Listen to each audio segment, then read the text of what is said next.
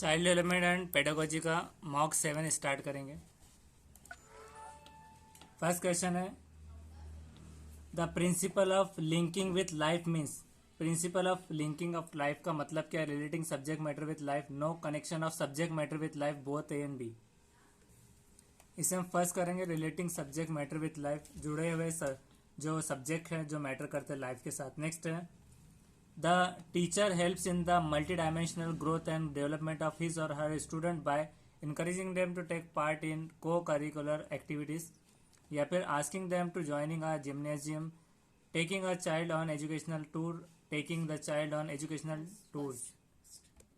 तो इसे हम फर्स्ट कर देंगे encouraging them to take part in the curricular activities। Next है in choosing a book to read you usually ask for advice, read review, yet are guided by your own judgment, do not seek anyone's advice, you decide by yourself, seek advice of well read person and follow it, go by the name and fame of the author। कि आप choose जब कर रहे हैं book एक पढ़ना चाहते हैं रीड, तो आप आमतौर से क्या करेंगे कि एडवाइस लेंगे किसी से और रिव्यू देखेंगे, जैसे कि 5 स्टार रिव्यू आते हैं अगर आप फ्लिपकार्ट अमेजोन से कुछ भी डिलीवर करते हैं गाइडेड, फिर उसके बाद आप आपका जजमेंट लगाएंगे। दूसरा है do not seek any ones advice, किसी की एडवाइस मत लो, आप डिसाइड करो खुद से, तो ये बिल्कुल नहीं है। तीसरा है कि seek advice of well read person and follow it, कि अच्छे पढ़ने वाले पर्सन से एक तो एडवाइस लो और उसको फॉलो करो। और फोर्थ है go by the name and fame of the author, के नेम और फेम देखो ऑथर का और उसे पढ़ लो। इसे फर्स्ट कर देंगे फिलहाल एडवाइस, क्योंकि इसमें 3 चीजें आ रही है। एडवाइस भी लेना है तो एडवाइस कौन देगा? जिसको मालूमात है वही, जिसको नहीं मालूमात है वो तो नहीं देगा, तो वेल रीडर रहेगा ऑटोमेटिकली। रीड रिव्यू मतलब उसके रिव्यूज हम देखेंगे कि क्या है, उससे भी समझ में आएगा क्योंकि वो भी रीडर रहेंगे और एक्सपीरियंस किए हुए रहेंगे। उसके बाद है yet are guided by your own judgement, फिर आपको आपका जजमेंट लगाना है, तो यहाँ पर फर्स्ट कर देंगे the feeling of pride and Shem develops in which of the given stages, infancy, childhood, adolescence, adulthood. कि फीलिंग ऑफ प्राइड मतलब एकदम खुश होना, फख्र महसूस करना और शर्म महसूस करना, ये कौन सी स्टेजेस में आता है? इन्फेंसी जो 0 से 1 साल में होता है, इसमें तो नहीं है। चाइल्डहुड है, अडल्ट एडोलेसेंस जो है तो 12 साल से 18 साल के पीरियड है इसमें। और अब देखना है कि अडल्टहुड क्या है और चाइल्डहुड। तो एडोलेसेंस 7 to 12 तक का चाइल्डहुड होता है और अडल्टहुड जो है तो वो 18 के आफ्टर में रहेगा। तो इसमें जैसे बच्चे वो शाय होते, आगे आने से शर्माते मेहमानों के सामने, तो चाइल्डहुड हम इसे कर देते हैं अभी फिलहाल। नेक्स्ट करेंगे which is the important institution to make a person as human, school, church, family, community. कौन सबसे ज्यादा इम्पोर्टेंट एक इंस्टीट्यूशन है एक पर्सन को इंसान बनाने के लिए? स्कूल है या चर्च? चर्च में अब हर कोई जाएगा नहीं। फैमिली, फैमिली हर किसी का खानदान होता है। और कम्युनिटी है समाज।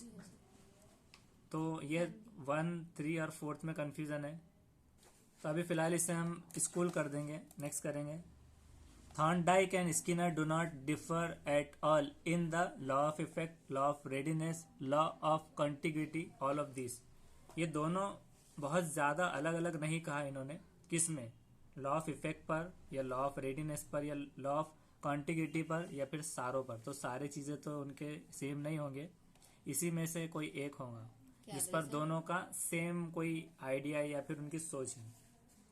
ये क्वेश्चन आपको ऐसा भी आ सकता है कि which of the following laws of Thorndike is nearer to Skinner's operant conditioning प्रेडिगम।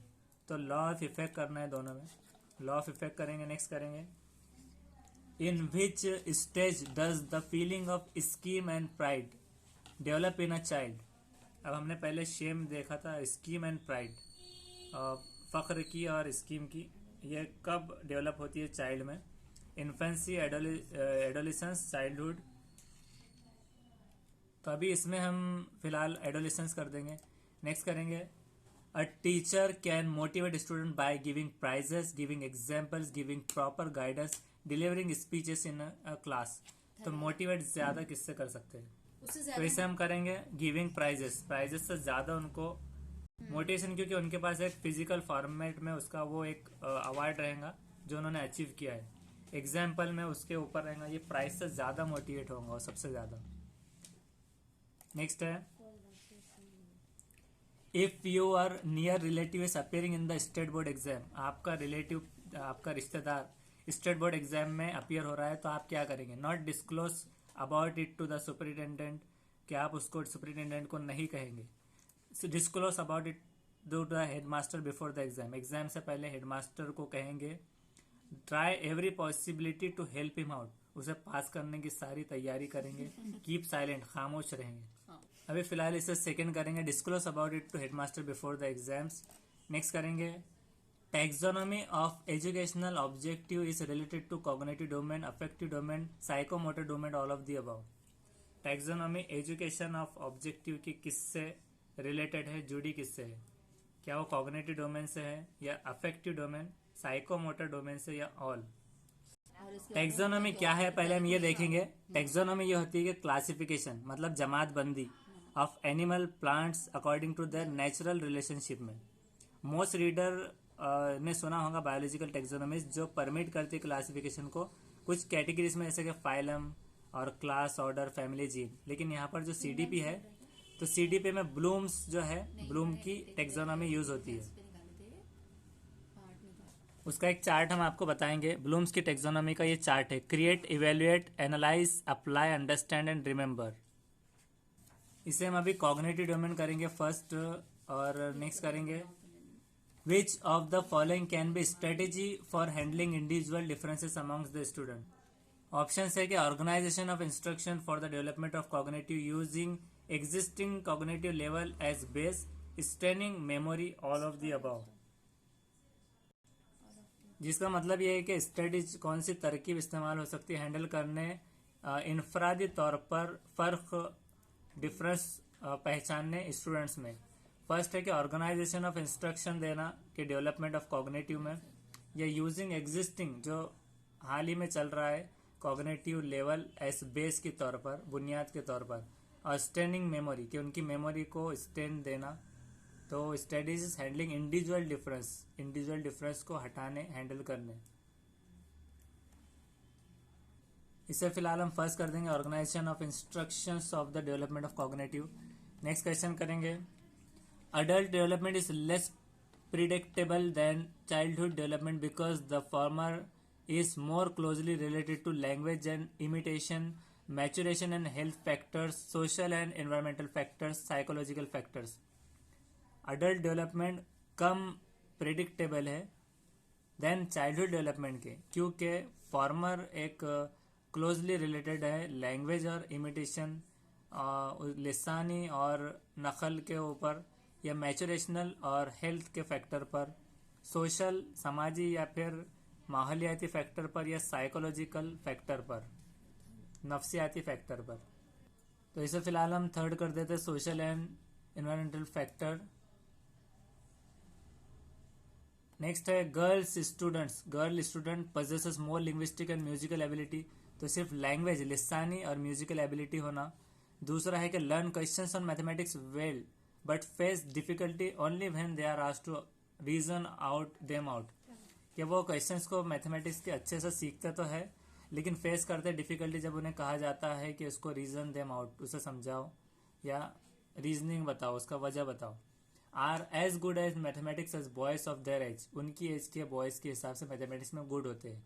और फोर्थ है कि perform less competently in spatial concept than boys of their age, तो स्पाशल एबिलिटी जो होता है जिसमें फ़र्क पहचानना होता है कि शक्लों में, उसमें तो वो लेवल पे लेस कॉम्पिटेंटली होते हैं, कम। तो ऐसा नहीं है, तो इसे हम थर्ड कर देंगे, थर्ड। नेक्स्ट करेंगे, what does successful inclusion required, what does successful inclusion required, segregation, parents involvement, building of capacity, sensitization. इनमें से क्या? सेग्रीगेशन यानी अलहदगी, पेरेंट्स का इन्वॉल्वमेंट, कैपेसिटी बिल्डिंग और सेंसिटाइजेशन।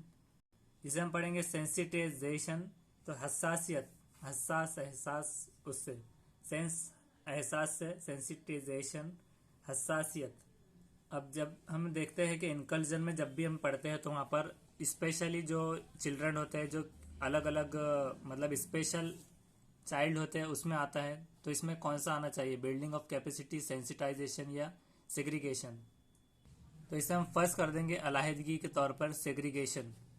नेक्स्ट करेंगे विच out of the following is the most effective mass media today? Television, cinema, audio cassette, newspaper. इनमें से सबसे ज़्यादा मोस्ट इफेक्टिव क्या है, ज़्यादा असरअंदाज मास मीडिया आज का? क्या वो टीवी है, सिनेमा है, ऑडियो कैसेट है या फिर न्यूज़पेपर?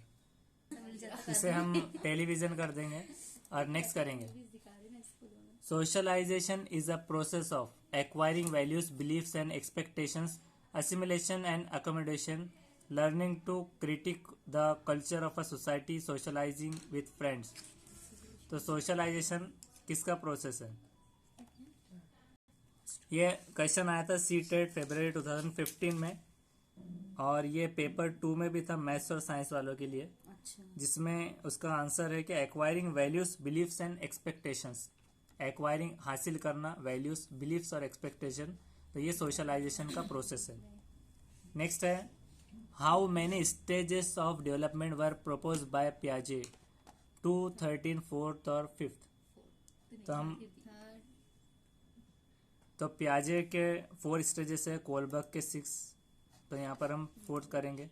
नेक्स्ट करेंगे the stage of intellectual development at which one begins to reason hypothetically, work at the consequence of imaginary course of action, distinguish the form of an argument from its content and deduce principle from abstract data is known as pre-operational stage, formal operational, operational या cognitive।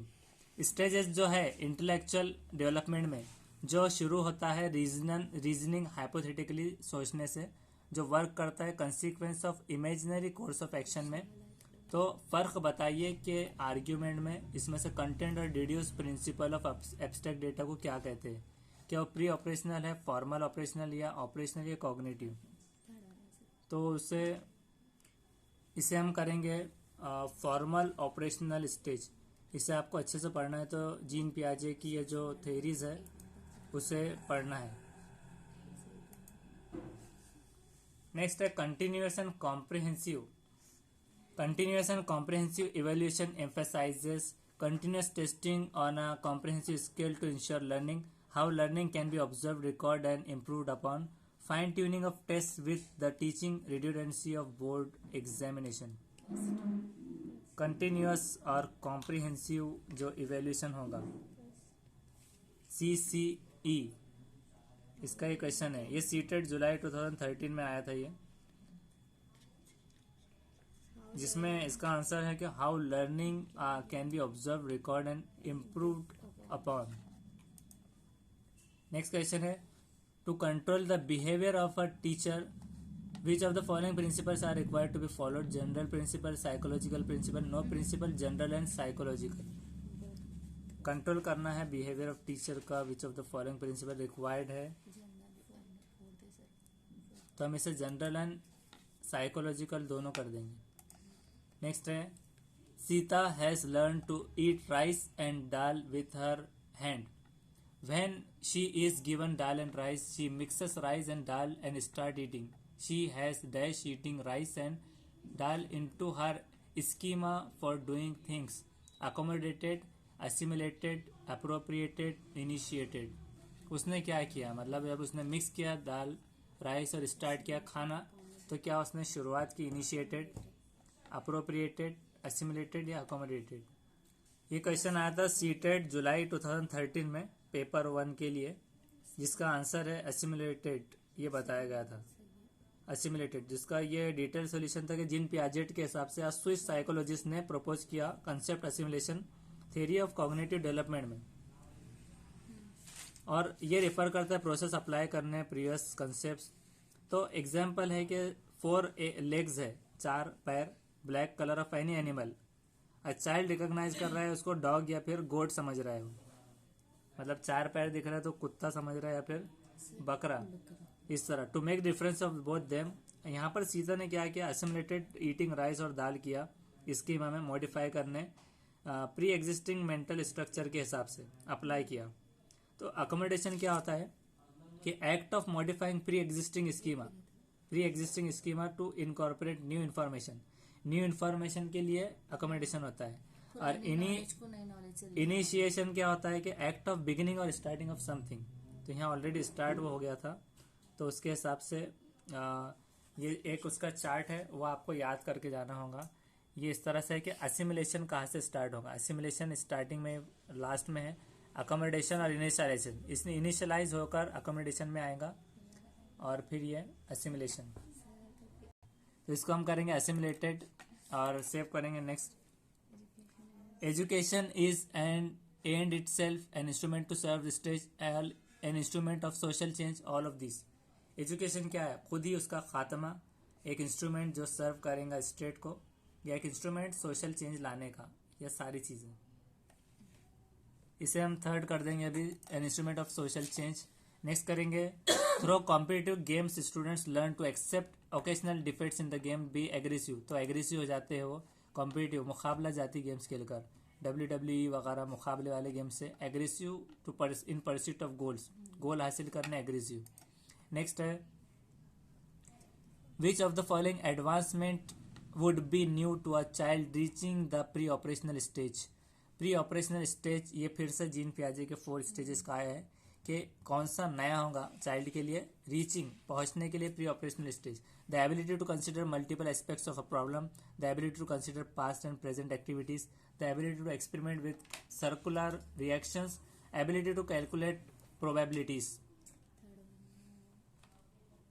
तो नया क्या रहेगा reaching pre operational stage में। अभी फिलहाल हम कोई भी एक थर्ड कर दे देंगे, experiment with circular reaction. Next करेंगे, the persons with disabilities equal opportunities protection of right and full participation act was passed in. Person 1995 में ये हुआ था, 95। नेक्स्ट है, a characteristic of teaching mathematics is cohesive argument, which of the following would mean the same as cohesive argument. It shows the problem detail, relevant choice of method to solve a problem. It shows readers ease of comprehending the solution of problem. It shows the interplay of mathematical examples along with explanation, diagram, graph and table. तो हम इसे all कर देते हैं अभी फिलहाल। Next करेंगे, as a teacher you will like your student to be poor and humble, rich and prosperous, simple and honest, smart and beautiful. तो simple and honest कर देंगे। Kohler did his experiment on which of the following, pigeon, rat, chimpanzees. तो chimpanzees करेंगे Kohler का। Next है, some student are weak in your class, आप क्या करेंगे, प्रैक्टिस अगेन और अगेन करा देंगे। नेक्स्ट करेंगे हम, विच of the following set is correct Piaget theory of cognitive development. तो SP टाइम अप हो गया, यहाँ पर 22 करेक्ट है, 7 इनकरेक्ट 29 में से। तो अभी हम देखेंगे इसका एनालिसिस, इसमें से क्या सही है क्या गलत। तो 7th 8 गलत है, 10th और 11th गलत है, उसके बाद 24 26 गलत है और 29 हमने जो कर रहे थे तो ये भी गलत हुआ है। Practice again, some student are weak in your class, आप क्या करेंगे, तो आप teach to understand his problem, सिखाएंगे उसको समझने उसकी problem. Again and again practice नहीं करना है। Give him bashing in front of intelligent student, उनको सामने सीट भी दिलाएंगे, होशियार बच्चों के साथ बैठो बोलकर। या फिर ask him to study for more number of hours, बहुत ज़्यादा नंबर ऑफ आवर्स में उसको स्टडी करने के लिए कहेंगे। तो teach to understand this problem करेंगे। नेक्स्ट है, which set of the following is correct order to Piaget stages cognitive development, SPCF, ये स्टेजेस राइट है। नेक्स्ट वीडियो में हम इसके एक्सप्लेनेशन के साथ आंसर्स देखेंगे।